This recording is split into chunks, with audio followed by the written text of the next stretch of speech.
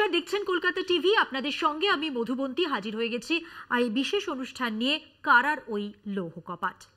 সেই 2014তে বিজেপির নির্বাচনী ম্যানিফেস্টোতে ছিল দুর্নীতির কথা। কংগ্রেসের দুর্নীতির বিরুদ্ধে এক ব্যাপক জনমতকে কাজে লাগিয়ে বিজেপি ক্ষমতায় এসেছিল এবং আশাইস্তক এক প্রাতিষ্ঠানিক দুর্নীতির চূড়ান্ত কাঠামো তৈরি করেছে তারা।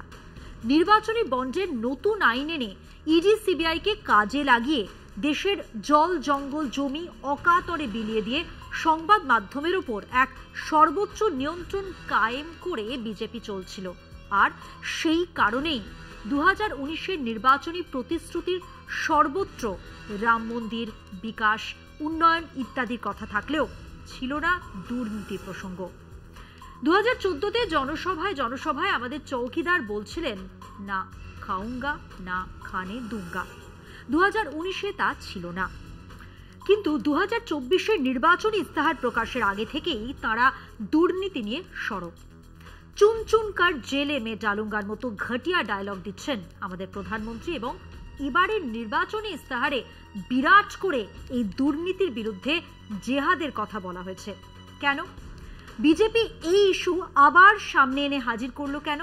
তার কারণ সেই জন্মলগ্ন থেকেই দু একটা নেতা কর্মীর দুর্নীতির খবর থাকলেও বিজেপি অন্তত এই ক্ষেত্রে ছিল পার্টি উইথ আ ডিফারেন্স, ছিল, আজ আর নেই। এই বিশাল নির্বাচনী বন্ড ঘোটালা বার হয়ে যাবার পরে এখন খুব পরিষ্কার যে দেশের প্রধানমন্ত্রী, দেশের সরকারের সাহায্য নিয়ে এক লুটমার চলছে সারা দেশ জুড়ে।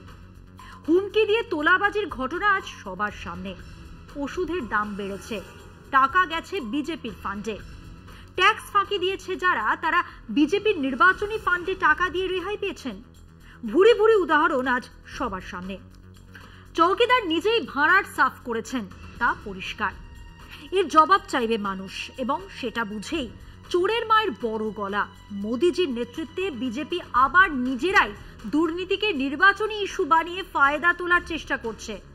নিজেদের এই দেশ জোড়া লুটমারকে আড়াল করার জন্যই এই চুনচুনকার জেল মে ডালুঙ্গার নৌটঙ্কি।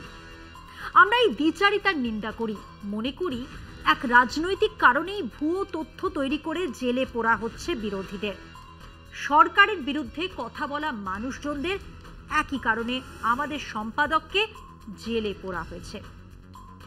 বিজেপির দুর্নীতির বিরুদ্ধে লড়াই এক বিশুদ্ধ তামাশা, সেটা আমরা বলবো। আমরা জাস্টিস চাই, কেবল আমাদের সম্পাদকের জন্যই নয়, দেশ জোড়া বিরোধী রাজনৈতিক দল, সমাজকর্মী, বুদ্ধিজীবী, সাংবাদিক, মিডিয়ার সম্পাদককে গ্রেফতার করার বিরুদ্ধে আমরা বলে যাব। লালু যাদব বা তামিলনাড়ু স্টালিন বা কেরালার পিনারাই বিজয়ন বা অরবিন্দ কেজরিওয়াল, হেমন্ত সোরেন সমেত দেশের প্রতিবাদী মানুষজন যে এক ভয়ঙ্কর চক্রান্তের মুখোমুখি, সে কথা আমরা বারবার বলবো। Justice for Kolkata TV, justice for Koustav Roy. আজ এ পর্যন্তই। আপনারা দেখতে থাকুন কলকাতা টিভি, রাত দিন 7 দিন।